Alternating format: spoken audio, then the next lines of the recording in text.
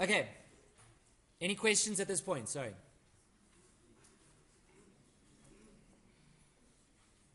No? Okay. What are we doing in this chapter? Explaining unemployment. What is it and why is it a problem? Okay? Then we're going to talk about different measures of unemployment. So we're going to have the unemployment rate, something called the absorption rate, something called the labor force participation rate. We're going to define what those are. We'll show how those calculate. Are you just kind of having a good time with the wall there, or are you asking a question? Magic. So as long as I know it, then we can move on. Okay. Describe the trends and the cycles in the labor market indicators. So how do these things change over time? Explain why unemployment is an imperfect measure of our labor force. In other words, remember we said that GDP, real GDP, doesn't really capture what we want to know about economic well-being. Same thing with unemployment. It doesn't necessarily tell us the full picture. And it actually, when you look at the South African economy, if you only focus on the unemployment rate, it tells you a bad picture. But when you focus at things that are like the broad unemployment rate, it tells you a catastrophic picture. Okay?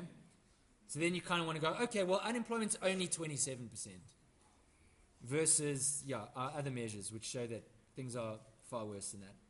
And then we're going to see how unemployment and real GDP move together. So we're going to link unemployment and GDP. So we've spoken about GDP. Now we're going to link them at some point. After linking them, we'll then talk about inflation. So again, everything we talk about in chapter 21, we'll talk about again in chapter 22, and we'll talk about it again and again and again and again. Okay? And that's where we're going to go. So questions to you. What kind of a job market are you going to enter when you graduate? What do you think? When do you graduate? 3 years' time. Okay, you got 3 years. Well, what? So you got 2019 you will be graduating. Is that right? Okay, so 2019, there's a big election coming up, 2019 as well. What's going to happen between now and 2019? What do you think the job market's going to be like? Are you excited? No, I wouldn't be excited either. I'd be very, very, very scared. Maybe don't graduate in 3 years' time. Maybe honors, masters, PhD. We'll see what happens in 2019. Okay.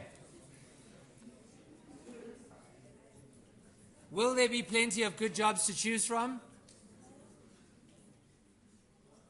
Or will jobs be so hard to find that you end up taking one that does not use your education and only pays a low wage? Good questions. The answer depends to a large degree on the total number of jobs available and on the number of people that are competing for them. South African population is growing, not very fast, but the number of jobs is growing not at all. So that just means that in 3 years' time there will be more people competing for the same number of jobs at the rate that we're going. Bearing in mind, one of the reasons, that we also slowed down was that the electricity availability became a big problem. And then the price of electricity started going up. Turns out now that the electricity problems of the last 5 years may well have been internally generated by certain appointees who had ulterior motives. So, again, we'll see. See what happens. Why is unemployment a problem? Unemployment is a serious personal problem as well as a socio-economic problem. So not only is unemployment a problem for the economy, if you are unemployed, well, that's a big problem for you too. Okay? So not only is it a problem for everyone, it's definitely a problem for you. I know of one economic joke, not that economic jokes are very good or very many. It's not even that funny, but it says, what is the difference between a recession and a depression? And a recession is when it's happening to other people, and a depression is when it's you're involved. Then you know. Yeah. Okay. So why is unemployment a problem? Obviously, you lose income yourself, and the economy loses production. Okay? There's a second problem. What about a loss of human capital? As long as you are employed, you are gaining experience. You are learning new techniques. You are learning something about the industry you are in. You are engaging with people. You are by definition learning. If you are not employed, any human capital you could be building up during that period is lost. As well as the fact that anything you have learnt about could well become obsolete. So any human capital you have, human capital means how good you are at producing stuff, right? It's your contribution to the production function is your human capital. The more educated you are in assumption, the more you will be providing. You can lose that human capital by being unemployed. If we look at the quarterly labor force survey, which Stats SA does, which we looked at just now and we'll come back to in a moment, that's how we gather information about unemployment in our economy. And if we understand something about how we measure unemployment, here you might get a shock, assuming this is the first time you've done the course. If we're looking at the population of the economy, okay, we have the entire population is this first blue block. We then have what we call the working age population. So if you are below the age of 15, you are not part of the working age population. If you are above the age of 64, you are not part of the working age population. Okay? If you are in prison, you are not part of the working age population. Okay? You are institutionalized. Okay? If we look at that working age population, we then have what we call the labor force, and we have something called not the labor force. Okay? Not the labor force, for example, is people that could be working but aren't working and are not looking for a job because they don't want to be working. Or they are not looking for a job because they tried looking for a job, they could not find a job, and they have given up. Why? Maybe the cost was too much, right? Maybe they feel that there is absolutely no hope of them ever finding a job. They've been through the process for so long, they know that whatever it is that they have to offer is not wanted in the workplace. Yes? Disabled people are definitely part of the working force. They're part of the labor force. In other words, if you are blind and you want a job, you are part of the labor force, assuming you are between the ages of 15 and 64. If you are in a wheelchair and you can work, you want a job, you are part of the labor force. Okay?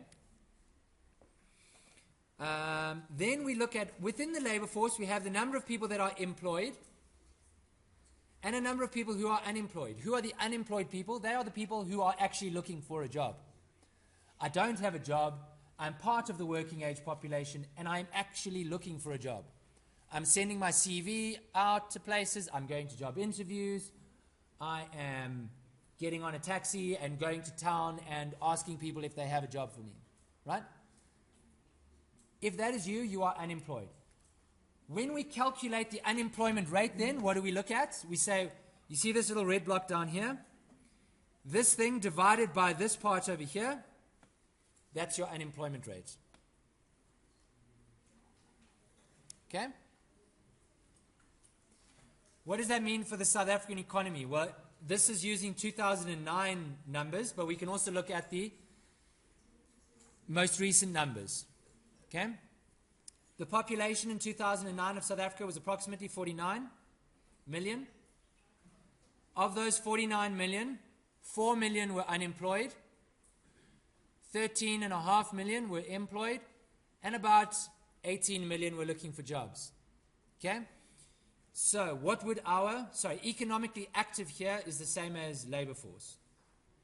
It's the same thing, labor force. Okay? So if we just figure that out, so 4,184 divided by 17,820, so approximately 24% unemployment rate, right? How many people were actually employed? Well, 13,636,000 people people were employed, right? Out of a total of 48,700, oh, sorry.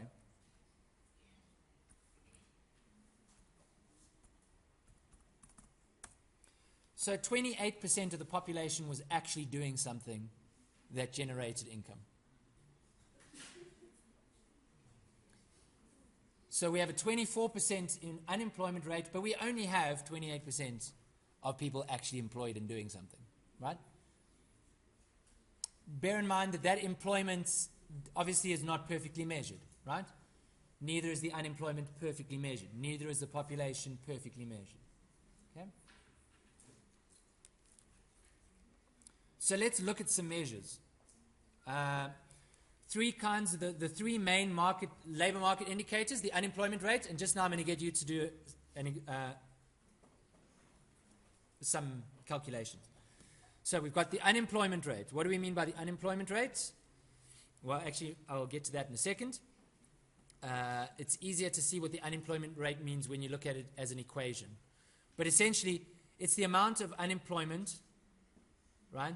It's a measure of how many people want jobs but cannot find them. Okay, so it's an indication of how many people want jobs but cannot find them. That's what your unemployment rate is focused on. Now we have two different kinds of unemployment rates: the official unemployment rate, and then something called here the expanded, also called the broad unemployment rate. Okay, I'll get to what the broad unemployment rate means just now as well. We then have something called the absorption rate. What is the absorption rate focused on? Well, this is telling us something about the number of people of a working age population who do not have jobs. And then we have the labor force participation rate, which is the number of people in the labor force, okay, as a percentage of the working age population. So the number of people that want jobs as a percentage of the total working age population, okay? Versus the absorption rate, absorption means the number of people that are, what is it called? The number of people employed as a percentage of working age. Okay, so if we look at now the equations, it gives us a better indication of what we're talking about. Unemployment rate. Remember, we had this diagram to show us how our population is divided into the different categories. Okay? Unemployment rate.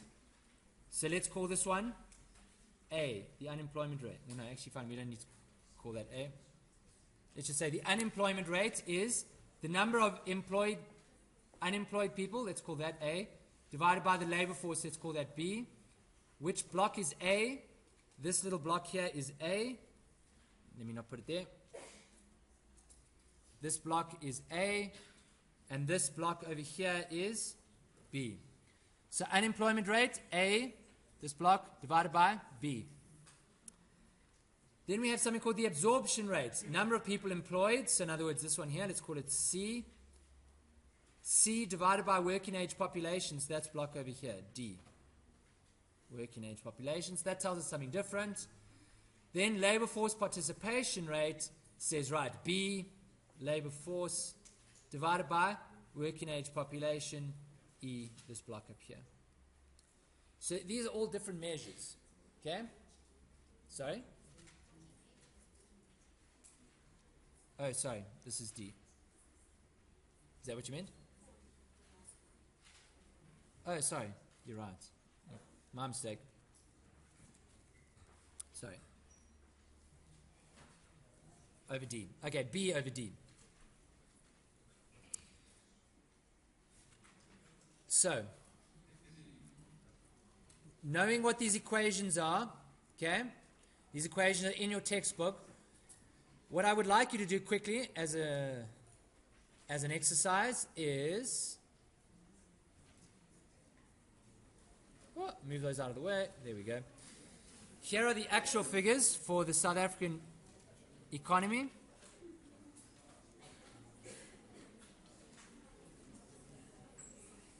Okay. So first thing, for the first quarter of this of this year, what is our current unemployment rate as our official unemployment rate?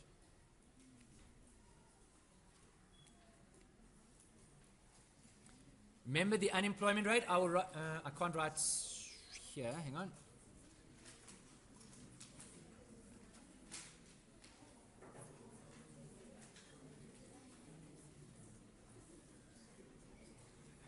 Let me do it like this. Okay, remember unemployment rates equals number of unemployed divided by labor force. Okay? What is our absorption rate? Sorry? 43.7. Okay? And then the last one is our participation rate. So all those figures are given. Here's our unemployment rates, our absorption rate, and our labor participation rate. Okay?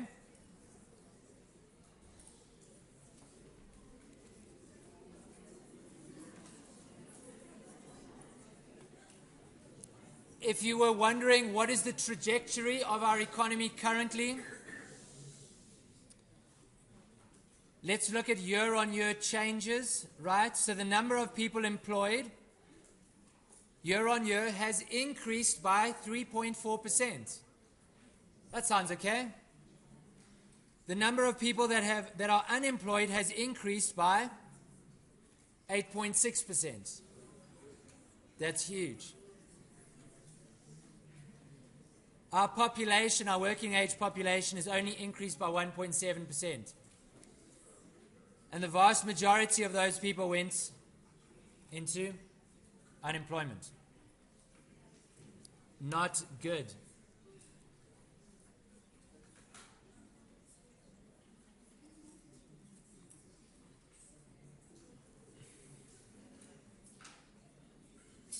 There's one more interesting equation, which is not given in your textbook, but which we saw as a graph.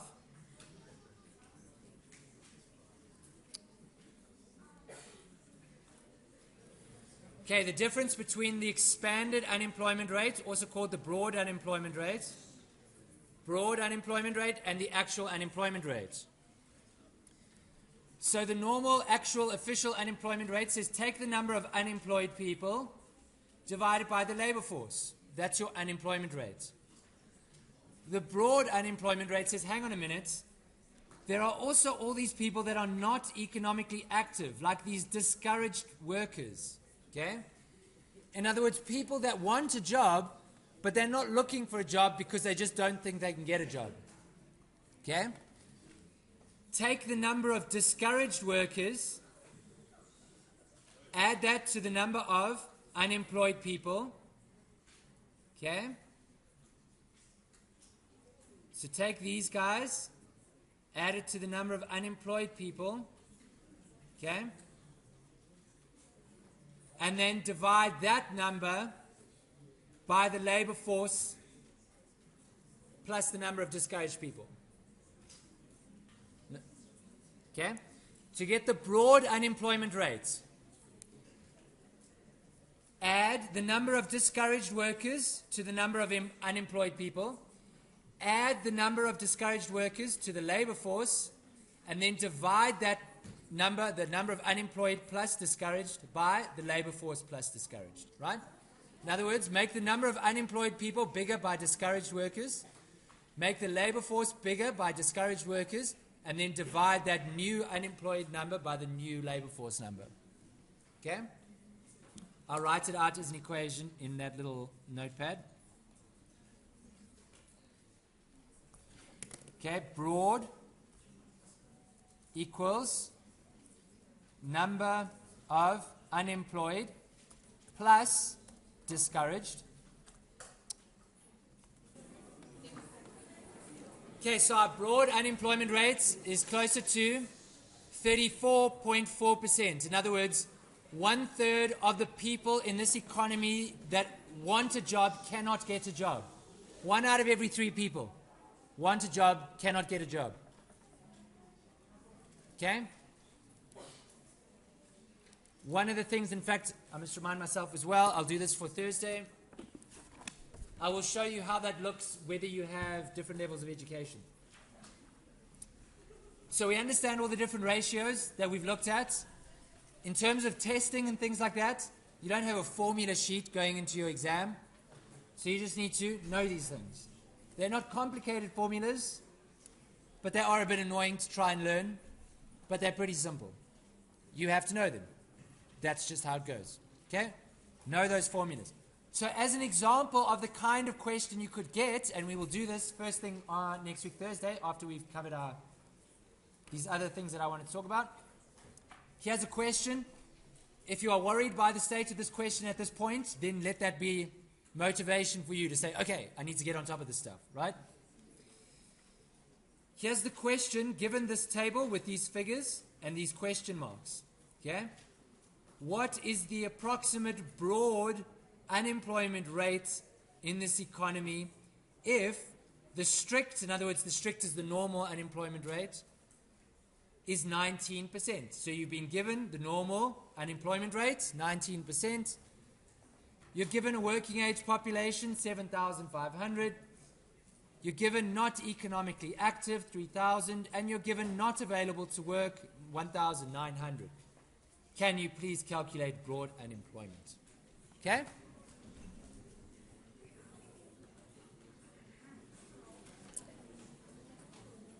Have a look at that question between now and Thursday. Especially because if you cannot do it between now and Thursday, then that's a good indication of what you should be, thinking about how to deal with this course, basically, okay? Remember, I'm saying it's not an easy course, and I'm saying there's a lot of stuff you need to do. If you come next Thursday having not attempted this equation and I show you how to do it, you'll probably just be like, oh, yeah, that's easy. I know how to do that.